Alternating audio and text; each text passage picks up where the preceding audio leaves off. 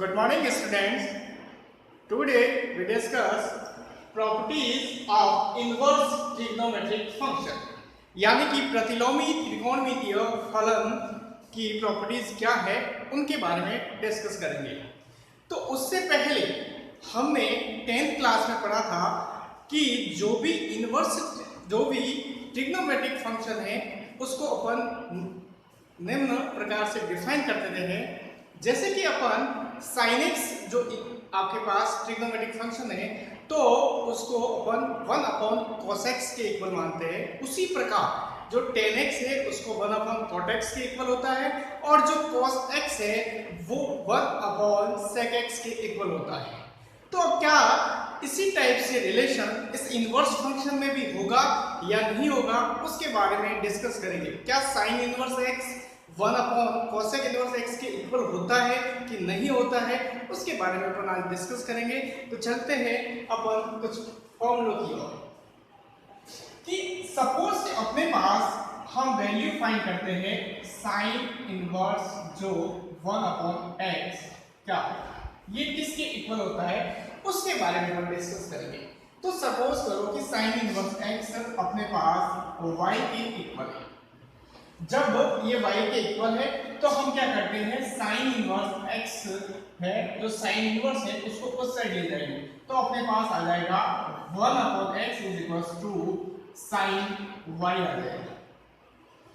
अब हम जानते हैं कि sin y का ऑपोजिट लिखेंगे तो x इज इक्वल्स टू आपके पास आ जाएगा cosec y और अगेन अपन क्या करते हैं cosec को इधर भेज देंगे तो रिजल्ट आ जाएगा y is equals to cosec inverse x और y हमने किसको सपोज किया था sin इनवर्स 1 अपॉन x तो वापस अपन ये वैल्यू यहां से यहां पुट करेंगे तो अपने पास रिजल्ट आ जाएगा sin inverse 1 upon x is equals to अपने पास आ जाएगा cosec इनवर्स x। तो यहाँ पर इनवर्स की अगर हम बात करें तो इनवर्स में जो फंक्शन है वो sin inverse 1 upon x cosec inverse x के इक्वल होता है। तो हम ये फॉर्मूला यहाँ पर एक बार लिख लेते हैं कि sin inverse 1 upon x is equals to cosec inverse x।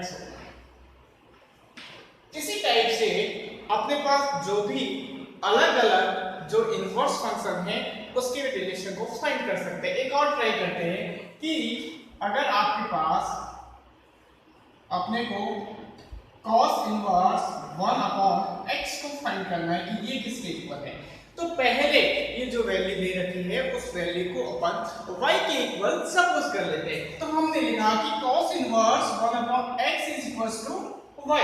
तो यहाँ पर रिजल्ट ये आ गया आपके पास कि 1 upon x is equals to cos y। cos y को अपन लिख सकते हैं कि यहाँ पर रिजल्ट आ जाएगा cos का ऑपोजिट हो जाएगा sec y और वो x के इक्वल हो गया। sec को उधर भेज दिया तो रिजल्ट आ जाएगा y is equals to sec inverse x और अगेन y की वैल्यू यहाँ पर पुट करेंगे तो अपने पास रिजल्ट आ जाएगा cos inverse 1 upon x is equals to sec inverse x के इक्वल होता है। तो अपने पास सेकेंड फॉर्मूला ये आया कि ये फर्स्ट ये हो गया और सेकेंड अपने पास आ गया cos inverse 1 upon x is equals to sec inverse x। इसी टाइप से आप tan इनवर्स का फॉर्मूला भी फाइंड कर सकते हैं और वो इस प्रकार से आएगा और वो फॉर्मूला है आपके पास tan inverse 1 upon x is equals to हो गया cot इनवर्स x के। ये हमने फॉर्मूले फाइंड किए। यहाँ पर ये अपने को फॉर्मूले याद रखना है कि sin इनवर्स 1 अपॉन x जो है वो cos inverse 1 upon cos inverse x के इक्वल होगा। cos inverse x 1 upon x है वो sec inverse 1 upon x sec inverse x के इक्वल होगा और जो tan इनवर्स 1 अपॉन x है वो cot इनवर्स x के इक्वल होगा। अगर हम इसको ऑपोजिट साइड इस टाइप से भी अपन अपन लिख सकते हैं कि cosec inverse 1 upon x sine inverse x के इक्वल होगा। इसी टाइप से सेक इनवर्स 1 अपॉन एक्स है वो है कॉस इनवर्स एक्स के इक्वल होगा। और लास्ट बात करें कि कॉट इनवर्स 1 अपॉन एक्स है तो वो टेन इनवर्स एक्स के इक्वल होगा। यहाँ पर एक बात ध्यान रखनी है कि हमें x कहाँ डिफाइन होगा, x की रेंज क्या होगी उसके बारे में। तो यहाँ पर हम बात करेंगे तो जो x है वो बिलोंग्स टू हो जाएगा r माइनस 1 से +1 से लेकर +1 के बीच में जो वैल्यू आएगी उनको छोड़ के ये x उससे बिलोंग करेगा। cos की बात करें तो cos के बाद भी यही जहां x बिलोंग्स टू r -1 से +1 होगा। और लास्ट में अगर हम tan इनवर्स 1 अपॉन x इसकी बात करें तो यहां पर x ग्रेटर देन 0 को डिफाइन। अब नेक्स्ट जो फंक्शन है उनके बारे में अपन डिस्कस करेंगे कि किस प्रकार से इनकी प्रॉपर्टीज लगती है इनवर्स फंक्शन में, इस प्रकार से अपन फॉर्मूले फाइंड कर सकते हैं। तो नेक्स्ट स्टेप अपन देखते हैं कि अगर आपके पास फॉर्मूला लिखा हुआ है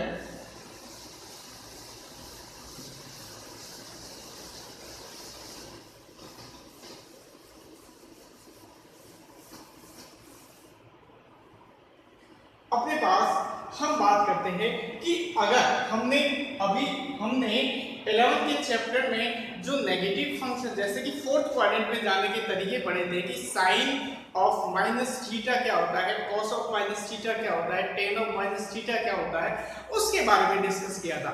तो क्या इनवर्स में भी इसी टाइप के फॉर्मूले हो सकते हैं कि नहीं होंगे? तो अपन सपोज करके देखते हैं कि फाइंड करते हैं कि sine inverse of minus x क्या होगा, ये वैल्यू फाइंड करते हैं। तो sign inverse of minus x को फाइंड करना है तो सबसे पहले अपने को इसको y के इक्वल सपोज करना पड़ेगा।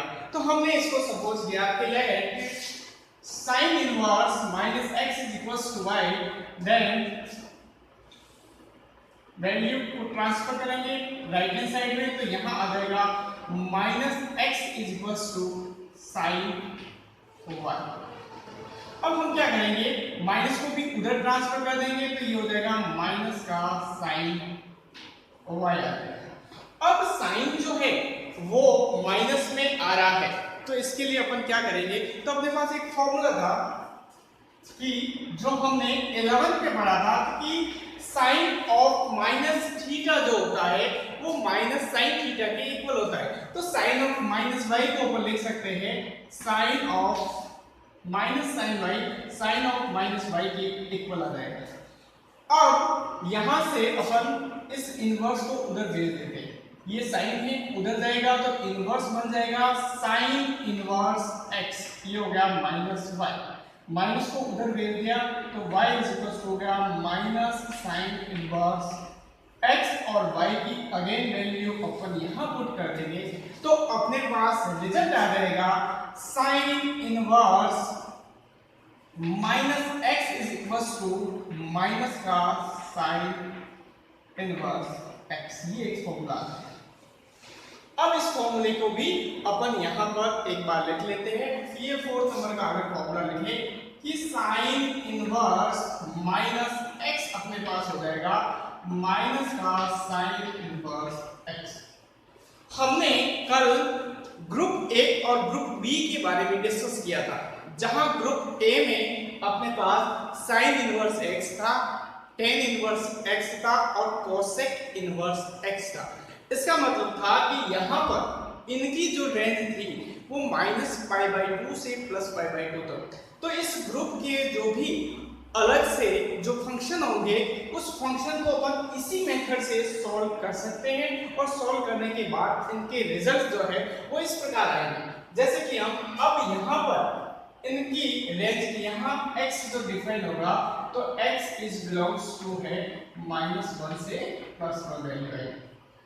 फिफ्थ बात करते हैं कि अपने पास इसके ग्रुप ए की बात करते हैं तो एक टेन इनवर्स भी था तो वो भी फॉर्मूला हो जाएगा माइनस का टेन इनवर्स x और यहाँ पर x इज बिलोंग्स टू आपके पास हो जाएगा रियल नंबर। और लास्ट जो फॉर्मूला है इसमें साइन का ऑपोजिट जो ग्रुप ए में था वो था कोसेक इनवर्स माइनस एक्स है, और ये हो जाएगा माइनस का कोसेक इनवर्स एक्स। और यहाँ पर अपन एक्स की बात करें तो modulus of x is greater than equals to 1। इस टाइप से ये फॉर्मूले आप इस मेथड का यूज करके ये फॉर्मूले फाइंड आउट कर सकते हैं। तो ये फॉर्मूले फाइंड हो गए। अब अपनी बात डिस्कस करते हैं ग्रुप बी की। क्या ग्रुप बी में भी हम इनवर्स फंक्शन में जो माइनस के फॉर्मूले जो आ रहे हैं, क्या वो उनके भी आंसर जो भी है वो क्या यही आएंगे या इसके अलावा आएंगे? तो अपन क्या करते हैं, इनको सॉल्व करके देखते हैं कि रिजल्ट क्या निकलता है।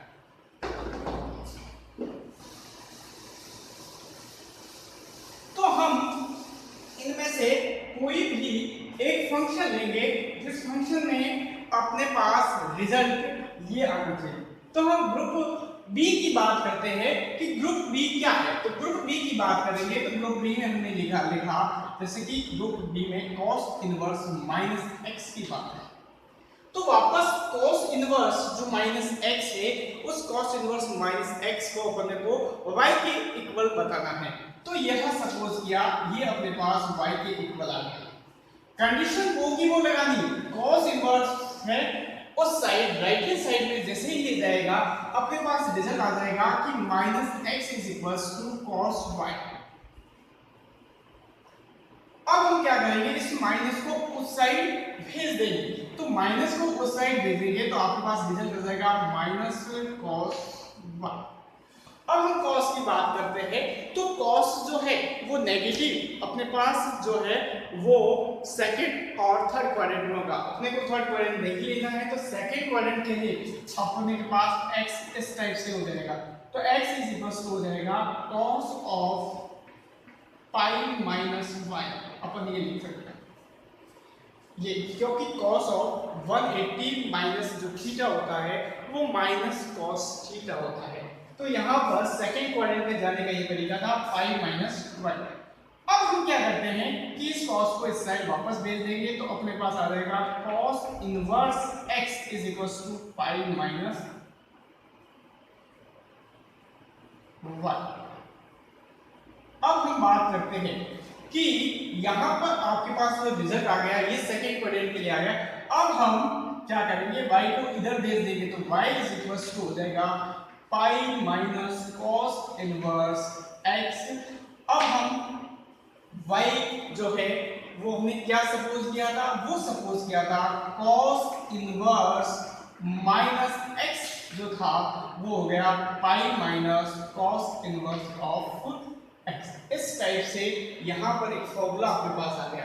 तो हम यहाँ पर 7 नंबर का एक फॉर्मूला लगेंगे और वो फॉर्मूला अपने पास आ जाएगा कि cos इनवर्स माइनस x जो होगा वो हो जाएगा pi minus cos inverse x, जहां x जो बिलोंग करेगा -1 से +1। यह जो वैल्यू cos इनवर्स है ये ग्रुप बी की वैल्यू है जो हमने कल पढ़ा था।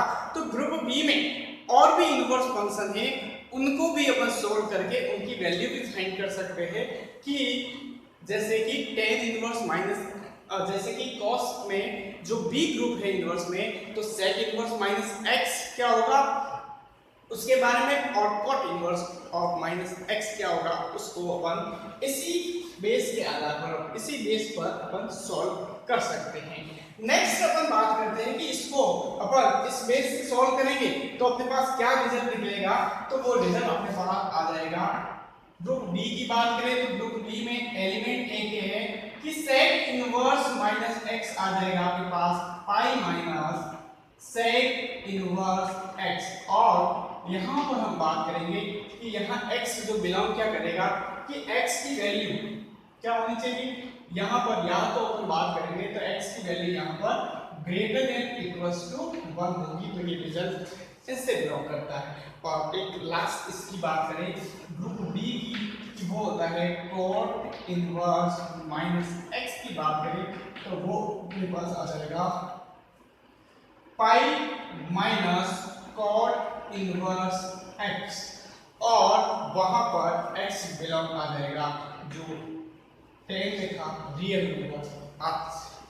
तो ये फॉर्मूले अपने को इस बेस पर के अकॉर्डिंग हम ये सभी फॉर्मूले फाइंड कर सकते हैं और इन्हीं प्रॉपर्टीज का यूज हम नेक्स्ट जो एक्सरसाइज है वहां अपन यूज करेंगे।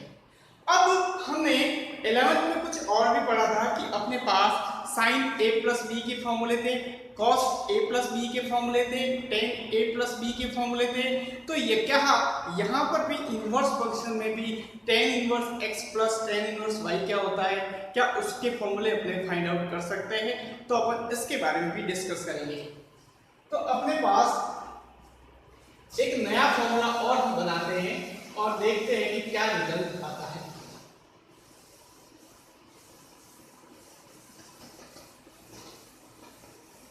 अगर हम कोई भी दो ट्रिग्नोमेट्रिक फंक्शन है उसको अपन ऐड करेंगे तो क्या रिजल्ट आएगा उसके बारे में अपन देखते हैं। जैसे कि हमने लिखा साइन इनवर्स x ये y के इक्वल है, तो हम क्या करते हैं इस इनवर्स को इस साइड भेज देते हैं। तो अपने पास रिजल्ट वापस आ गया कि ये हो जाएगा साइन ओवर। अगर हम इस साइन को अगर कॉस में चेंज करें तो क्या अपना रिजल्ट आएगा वो देखते हैं। हम साइन y को एक अलग तरीके से भी लिख सकते हैं कि x इज इक्वल्स टू, हमने 11th में पढ़ा था कि 90 प्लस 90 माइनस थीटा, तो आपने 10th क्लास में भी पढ़ा होगा कि cos of pi by 2 minus y sin y के इक्वल होता है। तो हम sin y को cos में चेंज कर लेते हैं, फिर उसके रिलेशन को चेक करते हैं। हम इसको इक्वेशन फर्स्ट दे देते हैं और इसको सॉल्व करेंगे कि cos इधर आ जाएगा। तो आपके पास रिजल्ट आ जाएगा cos इनवर्स x जो आ जाएगा वो पाई बाय 2 माइनस क्या हो जाएगा y हो जाएगा। अपन क्या करते हैं कि यहाँ पर जो cos इनवर्स x है यहाँ पर जो राइट हैंड साइड में y लिखा है उसको अपन लेफ्ट हैंड साइड में ले आएंगे। तो रिजल्ट आ जाएगा cos inverse x plus y is equals to pi by 2 और इसी y की वैल्यू हम बाय इक्वेशन फर्स्ट से लिखेंगे तो रिजल्ट अपने पास आ जाएगा यहाँ y की जगह, तो ये आ जाएगा sin inverse x plus cos inverse x is equals to pi by 2। तो यह अपने 10 नंबर का फॉर्मूला अपने पास आ जाएगा कि sin inverse x plus cos inverse x की जो वैल्यू है वो पाई बाय 2 यानी 90 के इक्वल होती है। तो अपन 10 नंबर का फॉर्मूला लिखेंगे sin inverse x plus cos inverse x is equals to pi by 2। वापस sin और cos और यहाँ पर अपन इसकी बात करें तो x बिलोंग्स टू हो जाएगा -1 से +1। इसी टाइप से अपन tan इनवर्स x और cot इनवर्स x के बीच में जो रिलेशन है वो फाइंड कर सकते हैं और cos इनवर्स x और sec इनवर्स x है उनको भी फाइंड कर सकते हैं। तो अपने पास इसी टाइप से अपन इसको आगे सॉल्व करेंगे तो अपने पास ये रिजल्ट मिलेगा 10 में। तो 10 के लिए हो जाएगा कि tan inverse x plus cot inverse जो x है वो पाई बाय 2 हो जाएगा।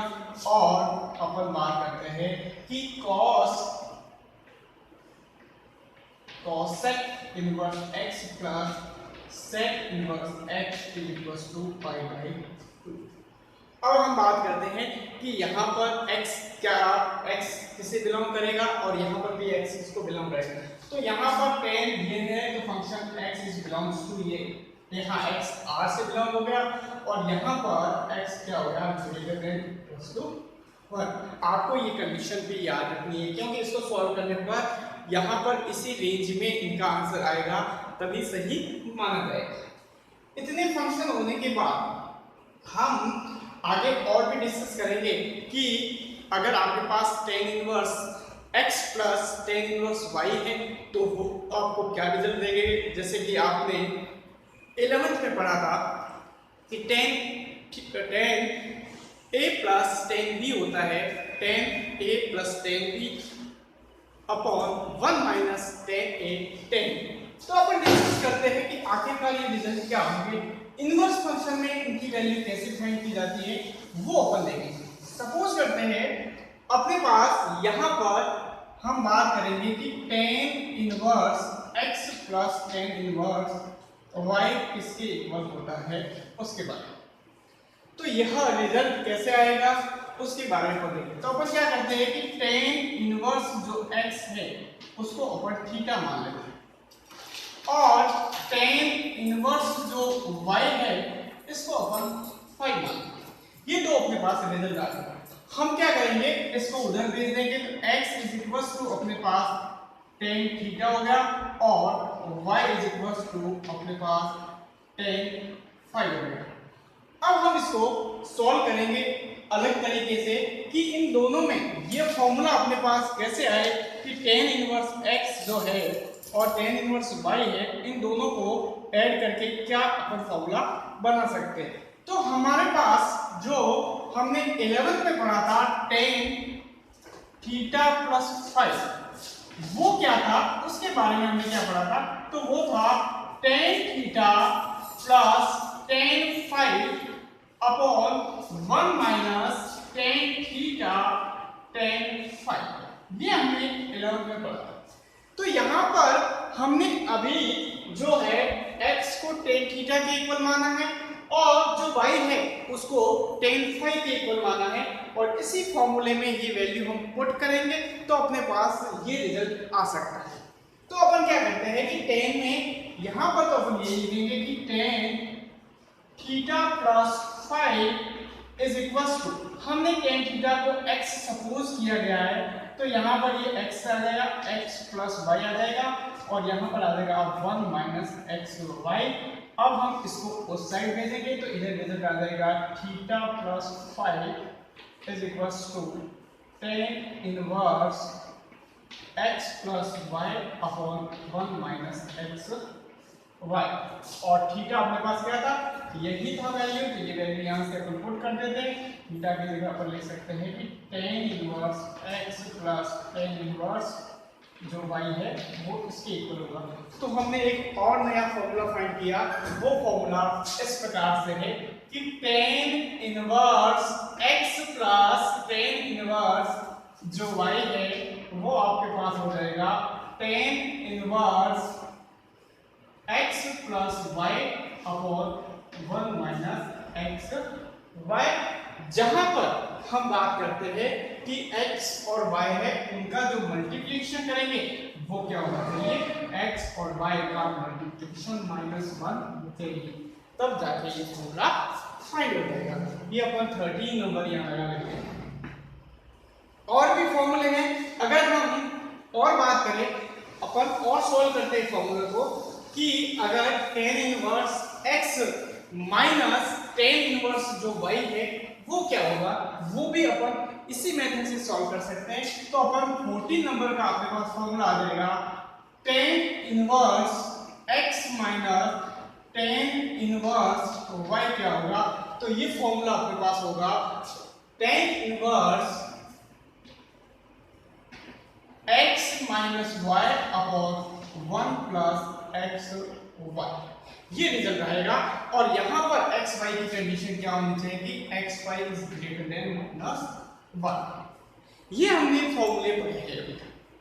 और भी फॉर्मूले हैं, tan 2 थीटा के फॉर्म में भी फॉर्मूले हैं जहां पर वो साइन और कॉसेक कॉस में आपने पढ़ा होगा कि tan 2 theta is equals to होता है 2 tan थीटा अपॉन 1 माइनस, जैसे कि tan 2 थीटा की फॉर्म में अगर हम sin 2 थीटा के भी फॉर्मूले हैं और cos 2 थीटा के भी फॉर्मूले हैं।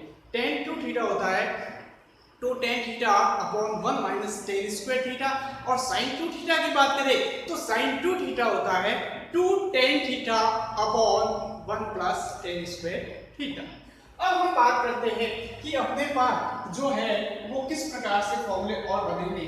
जैसे कि हम साइन की फॉर्म में बात करते हैं कि नेक्स्ट फॉर्मूला है जैसे कि 2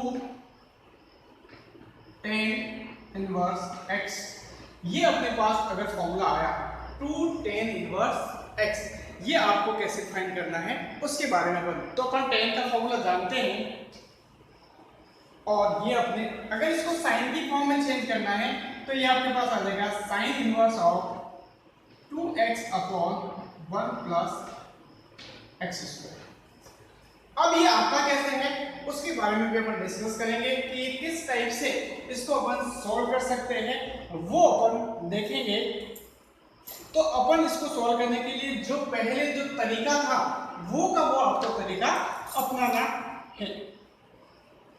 जैसे कि एक और इसका फॉर्मूला है वो भी अपन लिख लेते हैं कि ये जैसे 15 नंबर हो गया। अब हम 16 नंबर की बात करें तो 2 tan इनवर्स का अगर हम कॉस की फॉर्म में करें तो कॉस इनवर्स हमारे पास वो फॉर्मूला था, कॉस की फॉर्म में tan 2 थीटा का फॉर्मूला था कि कॉस जो 2 थीटा होता है वो क्या होता है 2 tan थीटा। 2 tan थीटा ये साइन की फॉर्म में होता है और कॉस की फॉर्म में होता है 1 plus tan square theta upon 1 minus tan square theta. तो यहाँ पर नहीं 1 minus tan square theta upon 1 plus tan square theta, तो ये होगा 1 minus x square upon 1 plus x square. और हम एक लास्ट यहाँ तक आपको फॉर्मूले याद रखना है। आप इसको भी tan इनवर्स x को वापस आप इसको भी सॉल्व करके y मान के इसको सॉल्व कर सकते हैं, ये फॉर्मूले फाइंड हो सकते हैं। अब हम डिस्कस करेंगे एक और नया फॉर्मूला जिसके बारे में हम अभी पढ़ेंगे कि अगर आपके पास रेंज दे रखी है आपको, उसी रेंज में आंसर आएंगे तभी ट्रिग्नोमेट्रिक फंक्शन के क्वेश्चन आपके राइट माने जाएंगे। और अगर आपके उस रेंज में आंसर नहीं आ रहे इसका मतलब कहीं कहीं गलत है। हम एक नया फॉर्मूला पढ़ते हैं कि अगर आपके पास सिंपल यहाँ पर साइन है और साइन के पास उसका इन्वर्स है और ये x है, तो यह x के इक्वल होगा। लेकिन यहाँ पर x जो बिलोंग करेगा वो बिलोंग क्या करेगा, तो x की रेंज कितनी, तो ये हो जाएगा -1 से +1 तक, क्योंकि यहाँ पर साइन जो थीटा है उसकी रेंज -1 से +1 तक होती है।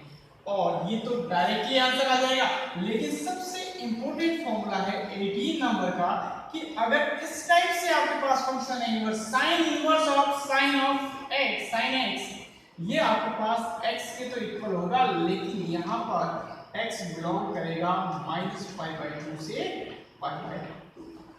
तो यहाँ पर आपको सभी प्रकार के जो फॉर्मूले हैं और भी इनवर्स ट्रिग्नोमेट्रिक फंक्शन है उसके ये फॉर्मूले आपको लिखने हैं और उन्हें याद करना है।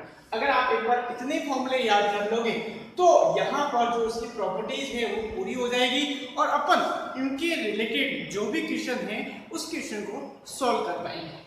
अब इस फॉर्मूले का यूज किस तरीके से करते हैं हम 2-3 एग्जाम्पल लेके करते हैं ताकि आपको अच्छी तरह से समझ में आ जाए।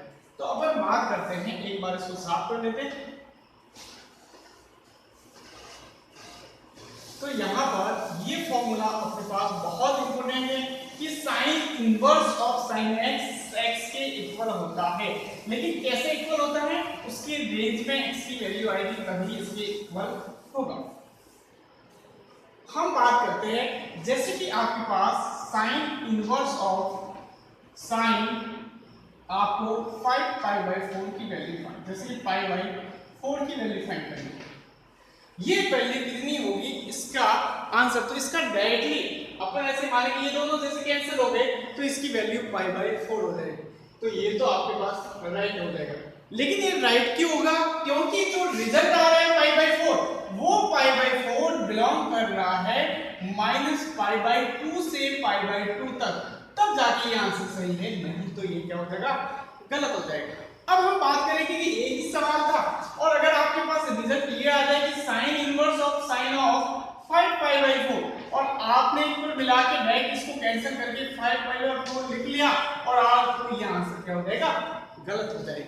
अब देखो ये आंसर गलत कैसे होता है वो देखो, क्योंकि ये दोनों कैंसिल हो गए, यहाँ पर π/4 आ गया और हमने अभी इसी फॉर्मूले में पढ़ा कि ये जो रिजल्ट है वो रिजल्ट क्या है कि 5π/4 है इज नॉट बिलोंग्स टू -π/2 से π/2। तो अपने को तो वो रेंज देखनी है, इस रेंज में ये आंसर नहीं आ रहा है इसलिए ये गलत हो जाएगा। तो आपको ये कोशिश करनी है कि ये इस रेंज में आए। अब इस रेंज में कैसे आएगा, 5π/4 का मतलब होगा थर्ड क्वाड्रेंट और थर्ड क्वाड्रेंट में कोई भी इनवर्स ट्रिग्नोमेट्रिक फंक्शन डिफाइन नहीं है। थर्ड क्वाड्रेंट में इसको सिंपल तरीके से आपको सॉल्व करना है तो आपको क्वाड्रेंट देखना है कि थर्ड क्वाड्रेंट में साइन क्या होता है। साइन थर्ड क्वाड्रेंट में नेगेटिव होता है, तो अपने को देखना कि साइन और कौन से क्वाड्रेंट में नेगेटिव होता है वो आपको ढूंढना है। और तो अपन बात करते हैं फोर्थ क्वाड्रेंट की। तो फोर्थ क्वाड्रेंट में साइन नेगेटिव होता है, तो यही वैल्यू फोर्थ क्वाड्रेंट में होती साइन के लिए नेगेटिव, तो वो कितनी होती, तो यहाँ पर रिजल्ट डायरेक्टली आ जाएगा -π/4 और ये जो हो जाएगा -π/4 यह इस रेंज में बिलोंग करता है। तो इस टाइप के आपके एग्जामिनेशन आएंगे। जैसे कि एक और क्वेश्चन करते हैं कि tan inverse of tan -1 tan और यहाँ पर 3π/4 की बात है। ये अभी हम ग्रुप ए में जो इनवर्स ट्रिग्नोमेट्रिक फंक्शन है उनके बारे में डिस्कस कर रहे हैं। तो यहाँ पर ये रिजल्ट कितना आएगा, अगर आपने डायरेक्टली इन दोनों को कैंसिल करके 3π/4 लिख लिया तो वो आंसर गलत हो जाएगा, क्योंकि 3π/4 का मतलब होगा सेकेंड क्वाड्रेंट। लेकिन अपन इनवर्स की बात करें, ये tan इनवर्स जो है वो ग्रुप ए में आ रहा है, और ग्रुप ए का मतलब ये हुआ कि यहाँ पर इनकी जो रेंज है फर्स्ट तथा फोर्थ क्वाड्रेंट में ही डिफाइन है, लेकिन ये रिजल्ट सेकंड क्वाड्रेंट पे आ रहा है, तो अपने को इसको चेंज करना है। चेंज अब कैसे करेंगे, तो ये देखना है कि जो tan जो फंक्शन था वो सेकंड क्वाड्रेंट में क्या होता है। तो अपन बात करते हैं कि tan जो है वो सेकंड क्वाड्रेंट में नेगेटिव होता है, और tan और नेगेटिव कहाँ होगा, फोर्थ क्वाड्रेंट में है। तो कल हमने उसके रूट्स पढ़े थे, उसके अंदर उसको फोर्थ क्वाड्रेंट में ले जाना पड़ेगा। तो यही वैल्यू इसकी फोर्थ क्वाड्रेंट में कितनी हो जाएगी, ये हो जाएगी -π/4 और ये बिलोंग्स हो गया -π/2 से π/2। ये ग्रुप ए के कुछ क्वेश्चन थे, उनके बारे में हमने डिस्कस किया। अब ऐसे ही ग्रुप बी के क्वेश्चन आए तो उसको अपन किस प्रकार से सॉल्व करेंगे वो देखते हैं। यहां पर अगर हम ग्रुप बी की बात करें तो ग्रुप बी में आपके पास cos इनवर्स, ग्रुप बी में आपके पास एक cos इनवर्स x है, cos का अपोजिट sec इनवर्स x है और cot इनवर्स x है। उसके रिलेटेड क्वेश्चन लेते हैं और अपन यही करेंगे कि आपके पास आ गया कि cos इनवर्स ऑफ cos, और यहाँ पर आपने लिख लिया जैसे कि 210 ये आ गई। अब ये वैल्यू आपको पूछेंगे कि ये वैल्यू कितनी होगी। 210 का मतलब ये हो गया 7π/6, या ऐसा लिखा हुआ होगा cos inverse cos of 7π/6। Exam में रेडियन फॉर्म में भी आपके पास क्वेश्चन आ सकते हैं, या डिग्री फॉर्म में है तो वहां पर भी आ सकते हैं। तो आपको ये देखना, रेडियन है तो रेडियन में लिखो, डिग्री है तो डिग्री में लिखो। अब यहाँ पर अपन वापस इसी डिस्कस करेंगे, दोनों को अपन कैंसिल करके डायरेक्ट लिखते हैं 7π/6। लेकिन 7π/6 जो है वो तो यहाँ पर डिफाइन है नहीं, क्योंकि यह बिलोंग करना चाहिए cos 0 से π तक। यहाँ पर जो cos है वो 0 से π तक, लेकिन यहाँ पर तो हो ही नहीं रहा, ये तो थर्ड क्वाड्रेंट की वैल्यू है, तो यहाँ पर इसको सेकंड क्वाड्रेंट में या फर्स्ट। अब यहाँ पर कैसे पता लगेगा कि ये वैल्यू जो है वो फर्स्ट क्वाड्रेंट में होगी या सेकंड क्वाड्रेंट में होगी। तो यहाँ पर आपको ये लिखना है कि यह जो वैल्यू दे रही है 7π/6 कौन सी क्वाड्रेंट में आ रही है, और वहाँ cos जो 11 में पढ़ा था वो पॉजिटिव होता है या नेगेटिव होता है। तो हमने 11 में पढ़ा था 7π/6 जो है थर्ड क्वाड्रेंट में होती है, और थर्ड क्वाड्रेंट में सिर्फ tan और cot पॉजिटिव होते हैं। तो अपने को cos की वो वैल्यू देखनी है कि और नेगेटिव वैल्यू कहाँ होती है। तो cos सेकंड क्वाड्रेंट में नेगेटिव होती है, तो इसको सेकंड में ले जाना है। ये ध्यान रखना, ये π/6 है, सेकंड में जाने का तरीका हो गया π - π/6, तो रिजल्ट आ जाएगा 5π/6, और ये 5/6 0 से π में बिलोंग करता है। इसी टाइप से और भी ग्रुप बी के जो भी क्वेश्चन है वो इस टाइप से आएंगे और इस टाइप के ऑब्जेक्टिव क्वेश्चन आएंगे। तो आपको डायरेक्टली इन दोनों को कैंसिल करके आंसर नहीं देखना है, आंसर में उसकी रेंज को देखना बहुत जरूरी है। तो एग्जाम में कोई भी इस टाइप का क्वेश्चन आए और आपको वैल्यू जो दे रखी है वो थर्ड क्वाड्रेंट की दिख रही है, तो इसका मतलब वो वैल्यू वो जो उसका आंसर है वो तो गलत ही होगा। और आपको अदर से बाकी ए बी सी और डी जो भी ऑप्शन आएंगे उस ऑप्शन में से एक ऑप्शन आपका हट जाएगा और बाकी को आपको चेक करना है। हम डायरेक्टली इसको इसलिए बता रहे हैं क्योंकि आपके पास जो भी ऑब्जेक्टिव क्वेश्चन आएंगे सीबीएसई में 20 नंबर के 20 क्वेश्चन वैसे 10 सवाल जो आएंगे वो ऑब्जेक्टिव टाइप के आएंगे, तो उसमें ये डायरेक्टली कैसे आंसर निकालना है।